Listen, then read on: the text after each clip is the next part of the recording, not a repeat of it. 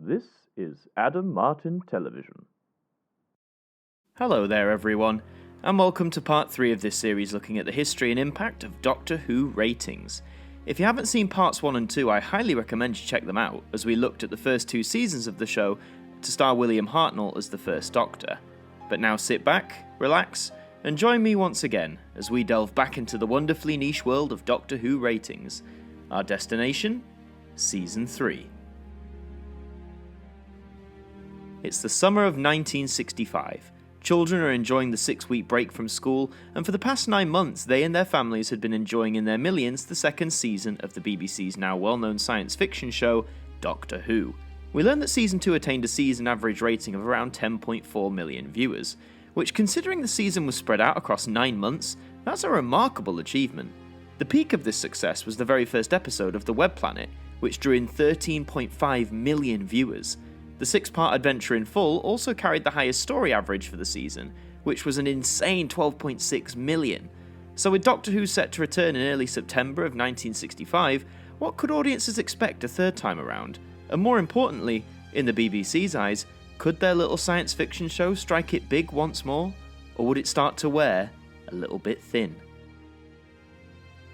The first story of Season 3 is Galaxy 4. On a slowly disintegrating planet, the Doctor, Stephen, and Vicky encounter the all-female Draven race, who are at conflict with the malformed Rills and their robot servants, the Chumbleys. This story is comprised of 4 episodes, which began airing on the 11th of September 1965 and concluded on the 2nd of October. The 4 individual episodes were titled as 400 Dawns, Trap of Steel, Airlock, and The Exploding Planet. Here are the individual viewing figures for all 4 episodes, and it's clear to see that out of the 3 full Hartnell seasons, this opener has the strongest start, garnering at least 9 million viewers for each episode, with episode 3 peaking at an impressive 11.3 million viewers. Audiences were clearly ready and waiting for Doctor Who to return, despite only being off air for 7 weeks. The robotic Chumbleys were yet another attempt from the Doctor Who team to introduce a creature to rival the popularity of the Daleks, and their absence from the TV since this story proves just how well that went. Galaxy 4 as a story is often seen as a little lackluster, but we only have audios to primarily go on, as all episodes, bar episode 3, are currently lost. A long segment of episode 1 does exist, as well as various small clips here and there. But if you want the full Galaxy 4 experience, you can either check out the Target novelization, or listen to the full audio version. Though from my own take, and from a fair chunk of fans, if you pass on this one, I don't think you're missing a great deal. Overall, this story attracted an average of 9.9 million viewers. This is a higher average than both the openers for the previous 2 seasons, further strengthening Doctor Who's position as a regular TV programme for families to sit down and watch. With just under 10 million viewers for the show's return, the BBC must have been pleased. Their fears that audiences would lose interest in the show were unfounded. At least for now. The second story of Season 3 is Mission to the Unknown. Space security agent Mark Corey discovers the Daleks are scheming their deadliest plot yet, of unspeakable scale and destruction. He records a warning message for Earth, but will he live to see it delivered? This story is comprised of just 1 episode, which aired on the 9th of October 1965. The individual episode was titled as, you guessed it, Mission to the Unknown. Here are the viewing figures for that standalone episode, clocking in at 8.3 million. This is still a respectable figure, but surprising considering it was a Dalek-centric episode. Compared to the Dalek invasion of Earth the previous year, the viewing figures were down by nearly 4 million. One obvious factor could be the fact that Dalek mania was starting to wear down, and audiences could have been fatigued. Just think, in 2 years they had appeared on Doctor Who several times, had appeared in a big screen film with a sequel on the way, and had been the face of countless amounts of merchandise. And just like with anything pop culture based, that initial hyperwave of interest will die down. And I would argue by the time of Mission to the Unknown, this was what was starting to happen to the Daleks. Another factor to the lower ratings could also be placed to competition. In some regions, Doctor Who was still airing against the popular ITV variety show Thank Your Lucky Stars, but more of a threat to the show came in the face of expensive American import Lost in Space. This flashy production went up directly against Doctor Who in some regions, and those viewers could have easily been more curious to check out this new sci-fi show rather than those old Daleks again. Mission to the Unknown itself is quite a strange oddity for classic Who. It's the only standalone episode in the show's original run, and actually doesn't feature any of the regular TARDIS team, including the Doctor himself. The episode is sadly lost, although you can watch a great recreated version of it, organised and performed by members of the University of Central Lancashire. Overall, this story attracted an average of, well, 8.3 million viewers. Easy to average when there's just one episode, eh? Despite being down hugely from previous Dalek serials, and over 1.5 million lower than Galaxy 4's average, Mission to the Unknown would offer viewers a tantalising tease of the epic saga that was to come. The third story of Season 3 is The Mythmakers. Landing the TARDIS in ancient Greece, the Doctor soon realises that he has brought his companions right into the middle of the Trojan War, being at the centre of history once again. This story is comprised of 4 episodes, which began airing on the 16th of October 1965 and concluded on the 6th of November. The 4 individual episodes were titled as Temple of Secrets, Small Prophet Quick Return, Death of a Spy, and Horse of Destruction. Here are the individual viewing figures for all 4 episodes. We can see that viewing figures held steady throughout the story's 4 episodes, all within the 8 million margin. No episode cracked the top 20 programmes for the week, but their ratings are comparable to the previous year's Planet of Giants, which aired around the same time of the year, and gained similar audiences, all in the 8 million range. The Mythmakers is another historical tale, which also saw the departure of Maureen O'Brien's Vicky, albeit to her sudden surprise. But sadly, if historicals are your thing, none of the episodes survive today. Like with most missing stories, you can either read the Target novelisation or listen to the audio version. If you're starting to get worried at the sheer amount of missing episodes so far, then believe me, it's gonna get a lot worse. Overall, this story attracted an average of 8.4 million viewers, an ever so slight increase from the previous tale, and despite this being a fun romp through ancient Greece, the time had come. The show's biggest epic was about to commence.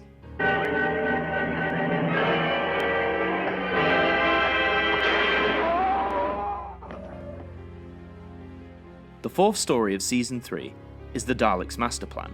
The Daleks, along with Marvick Chen, Guardian of the Solar System, are working together to build the ultimate weapon, the Time Destructor. With the assistance of Space Security Agent Brett Vian and later Agent Sarah Kingdom, the Doctor and Steven must use everything they've got to defeat the Daleks once and for all.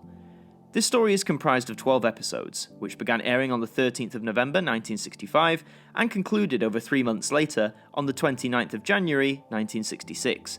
The 12 individual episodes were titled as The Nightmare Begins, Day of Armageddon, Devil's Planet, The Traitors, Counterplot, Coronas of the Sun, The Feast of Stephen, Volcano, Golden Death, Escape Switch, The Abandoned Planet, and The Destruction of Time. Here are the individual viewing figures for all 12 episodes, and damn, this thing held firm. Despite being spread across 3 months, audiences for the most part held consistently, with the peak being episode 3, with around 10.3 million watching, and a low of 7.9 million for the Christmas Day segment, episode 7. One reason for the significantly lower figure here is that around the mid-60s, it was common for viewing figures across all programmes to be down from the norm, as it was less of a Christmas Day custom to gather round and watch the telly as it arguably is now. But to consistently gain 8 or 9 million over 12 weeks, I think it's fair to say that if anyone in the TV industry was dubious, that Doctor Who proved itself here. Sure, the figures weren't as high as they were for the Dalek stories a year earlier, but their popularity still certainly carried some weight with the viewing public. In terms of the story, it's notable for a few reasons. It features the first companion death, with Katerina passing in episode 4, and then the second companion death in Sarah Kingdom, who was devolved into dust in episode 12. This was new and big territory for Doctor Who, as no one in the main cast of regulars had been killed off at that point, and both deaths are quite, shall we say, disturbing to an extent. It also features the first appearance of Nicholas Courtney, who in this tale plays Brett Vian, but would later go on to play the Brigadier from 1968 to 1989. But nevertheless, the Daleks' Master Plan truly is an epic beast to listen to.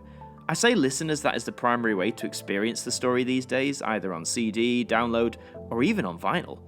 There are reconstructions and unofficial animations, which you can still also choose to indulge in, but 3 of the 12 episodes survive, these being episodes 2, 5, and 10, and they can be enjoyed on the Lost in Time DVD box set.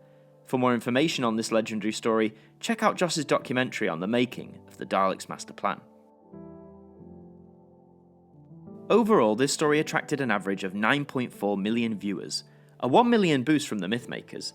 This is probably in part due to the Daleks being back again, the fact this broadcast over the entire winter season, a time when more people are in and watching TV, and maybe because of the sheer scale of it.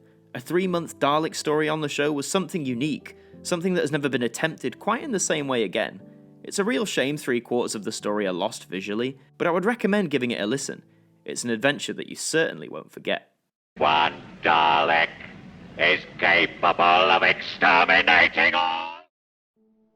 The 5th story from Season 3 is The Massacre, alternatively known as the Massacre of St. Bartholomew's Eve. Paris, the late 16th century. The Doctor and Stephen arrive on the eve of the Catholic plans to murder as many French Protestants as possible. Even more horrifying is that the Abbot of Amboise is the spitting image of the Doctor himself. This story is comprised of 4 episodes, which began airing on the 5th of February 1966 and concluded on the 26th of the same month. The 4 individual episodes were titled as War of God, The Sea Beggar, Priest of Death, and Bell of Doom. Here are the individual viewing figures for all 4 episodes, and oh boy, things start falling fast. Despite a strong start of 8 million, the following week we see a 2 million drop to 6 million, with further smaller declines happening for the remaining 2 episodes. These are the lowest ratings since the show's beginning in 1963 so far, so just what on earth happened? Well, one factor to mention was that with the beginning of this story, it marked Doctor Who having its time slot changed. For quite some time the show had been going out at 5:50pm, with great success. But with The Massacre, the show returned to its original 5:15pm time slot, but it was now directly poised up against the majority of ITV rival Thank Your Lucky Stars, which was still enduring high popularity. Audiences were also potentially burnt out on Who overall, after just going through a 3-month-long adventure in the Daleks' master plan. Furthermore, this story was a historical affair, and from what we know, a very dark and bleak one. The subject matter alone is surprising territory for Doctor Who, but from what we have available to listen to, many moments push the boundaries for 5:15pm on a Saturday evening. All 4 episodes are currently lost, and no censor clips exist of this story, making it particularly elusive. Though the soundtrack was recently released on vinyl for Record Store Day, it can still be enjoyed as a Target novelisation, and also as an audio drama. Overall, this story attracted an average of 6.4 million viewers, a huge 3 million drop from the previous story. This is the lowest story average since the Season 1 ending, Reign of Terror, that had aired just under 18 months beforehand. So these figures can tell us that The Massacre was a turning point in terms of how successful Doctor Who was in the ratings field. 6.4 million isn't terrible in 1966, but from what the show had been consistently achieving for over a year, it certainly made higher-ups at the BBC take notice. Perhaps I should go home. Back to my home planet. But I can't. The 6th story of Season 3 is The Ark. After stumbling into the TARDIS, new companion Dodo Chaplet almost kills the last surviving members of the human race by passing on her coal to them on a futuristic space ark. However, when the travellers visit 700 years later, it appears that the former slaves, the Monoids, have taken over. This story is comprised of 4 episodes, which began airing on the 5th of March 1966 and concluded on the 26th of the same month. The 4 individual episodes were titled as The Steel Sky, The Plague, The Return, and The Bomb. Here are the individual viewing figures for all 4 episodes. It seems that at the start of the story, viewing figures continued to decline, with episode 1 marking the first time since the show's debut that it fell outside the top 100 programmes of the week. However, by episode 4, we have seen a rise back to a very respectable 7.3 million. By this point, Doctor Who was in a sort of freefall with the television ratings and the viewing public too. Still going out at 5:15, but facing some heavy competition on the other side. The arc itself is only one of 3 stories of Season 3 that exists in its entirety, so it's one of few stories from this year you can fully enjoy as broadcast. And what's the main thing people remember about this one? Well, it can only be the lovely Monoids here, can't it? The Daleks, these folks were not. Overall, this story attracted an average of 6.5 million viewers, a very slight increase over The Massacre. Again, it's important to point out that this average is not terrible by any means, but it continues to mark the transition from Doctor Who's hyper-popularity in 1965 into audiences either growing tired or moving on to new shows in 1966. The Ark isn't a bad story by any means, and it's also Dodo's first proper adventure in the TARDIS, so for a new companion, it's one to check out if you have the chance. You have had my last warning. Do as I say.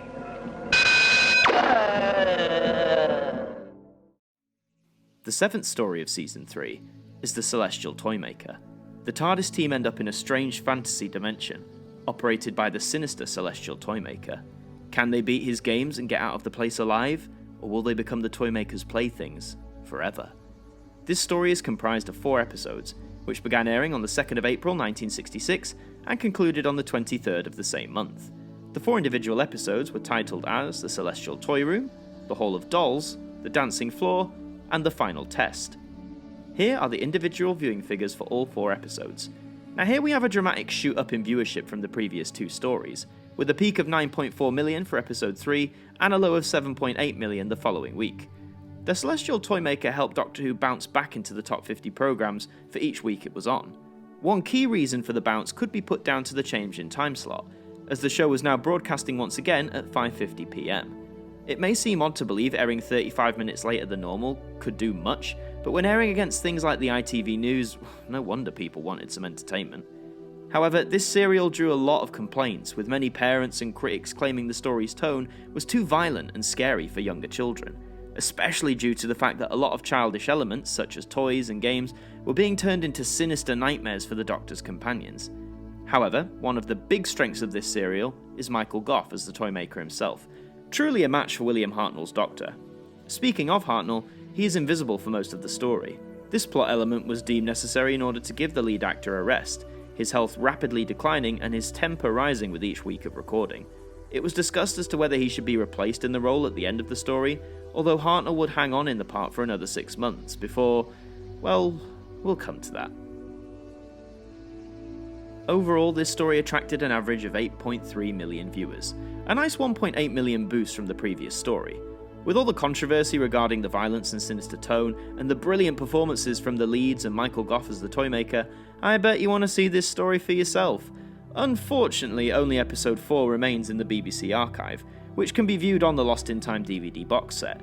You can read the brilliant Target novelisation, which is one of the best in my opinion, and you can also listen to it as an audio drama.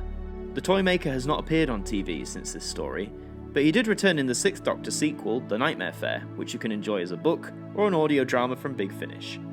Make your last move, Doctor. Make your last move. The 8th story of Season 3 is The Gunfighters.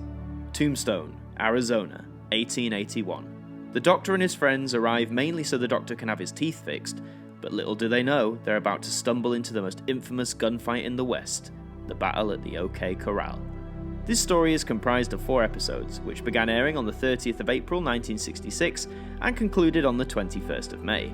The 4 individual episodes were titled as A Holiday for the Doctor, Don't Shoot the Pianist, Johnny Ringo, and the OK Corral. Here are the individual viewing figures for all 4 episodes.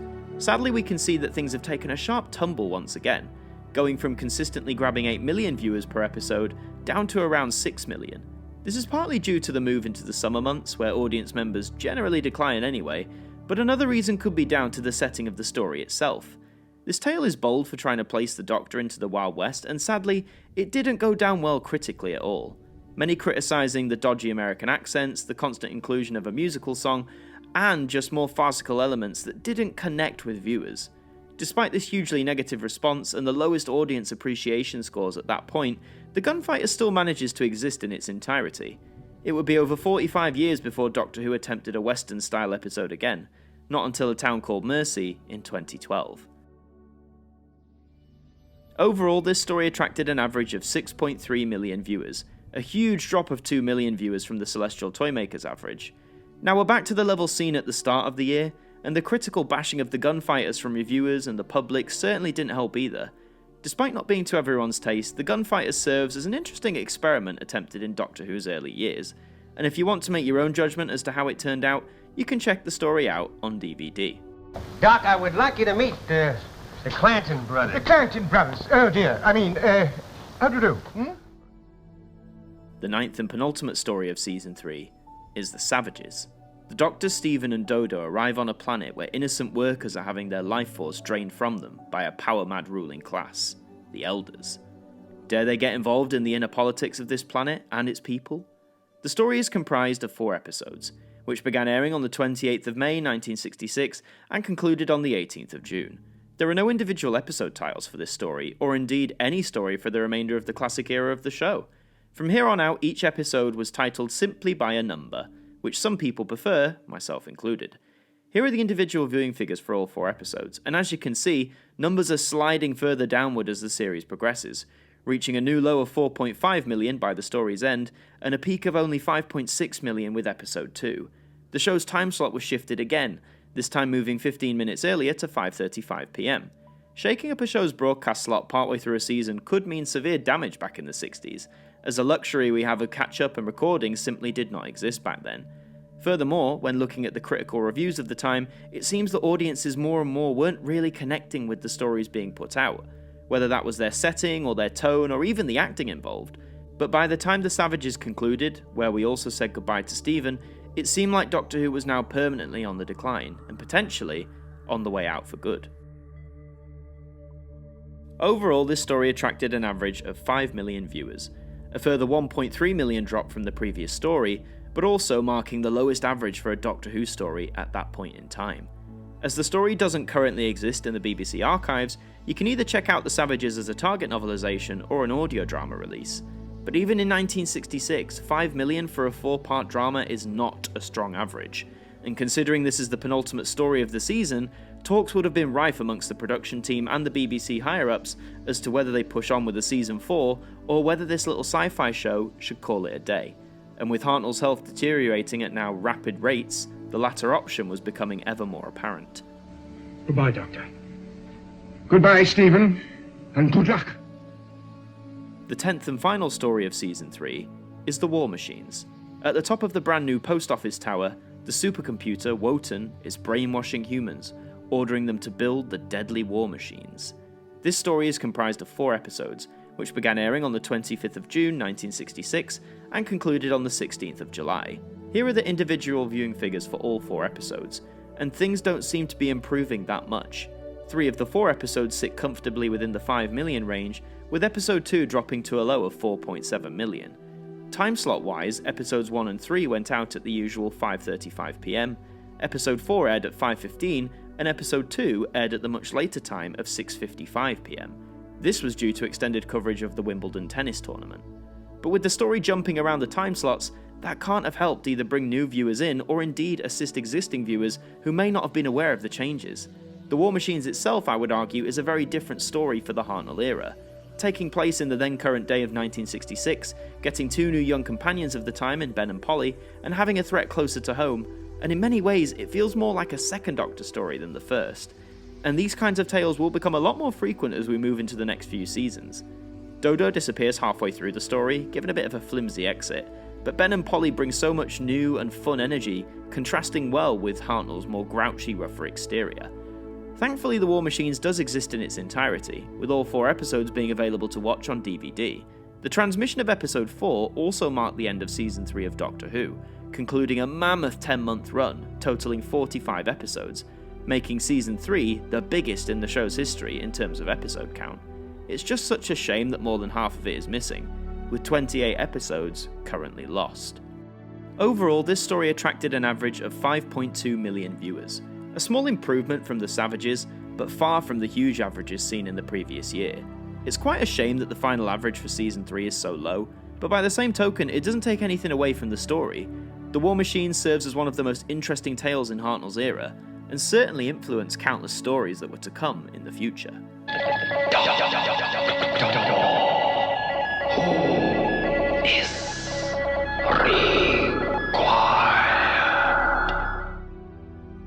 So that's Season 3, the 10 stories that comprise it and the ratings that they garnered. So let's have a look at the story averages for this season. We can see that the highest story average actually came at the start of the season, with Galaxy 4 averaging out at 9.9 million viewers. Those numbers decline gradually as the stories progress, bar the shoot-up with the Celestial Toymaker, and the lowest average being The Savages, at bang on 5 million. The highs of Galaxy 4 could be put down to the end of the show's hyper-popularity, which was starting to wind down as 1965 came to a close. Also, it's the season opener, and those tend to gain more viewers typically. The lows of The Savages and The War Machines are down to several factors: the move into summer, audiences not connecting with the new stories, being lured away by ITV competition, whether they be American imports or new homegrown programs, and quite possibly just a bit of Doctor Who fatigue. Don't forget, merchandise for the show, particularly the Daleks, was quite literally everywhere in the UK back in the mid-60s. And with the show only being off the air for just under 2 months of the year, it's not unreasonable to suggest people may have just gotten tired and wanted to watch something new, as the show was now being criticised for becoming stale, with more of the same being delivered every week. I would argue that couldn't be further from the truth, but I wasn't around back in 1966. So to start with nearly 10 million viewers and concluding with just over half of that, it doesn't bode very well for Doctor Who. Television was just as ruthless back in the 60s as it is now, and if shows weren't doing very well, no matter how popular or well established, they would be taken off the air. If we work out the average amount of viewers across the entire season, we can calculate that the average for Season 3 of Doctor Who is around roughly 7.4 million viewers, which is a massive 3 million decrease from the previous season's average. 7.4 million is still a decent season average, but as you can probably tell, this really marked the end of Doctor Who's first golden age in terms of ratings and viewing figures. Gone were the 11 and 12 million figures for each week, with some episodes now gaining less than half of that. But Doctor Who would go on, with a brand new season, and partway through it, a brand new Doctor. So those are the ratings details for Season 3. I hope you enjoyed this numerical look back at the show's very turbulent third year, and if you want to learn more information about the many missing stories that make up Season 3, I highly recommend you check out Josh Snares here on YouTube, particularly his Missing Episodes documentary. If you want to read more about Doctor Who and the making of it, I highly recommend the Complete History series of books, which I used as reference for this video.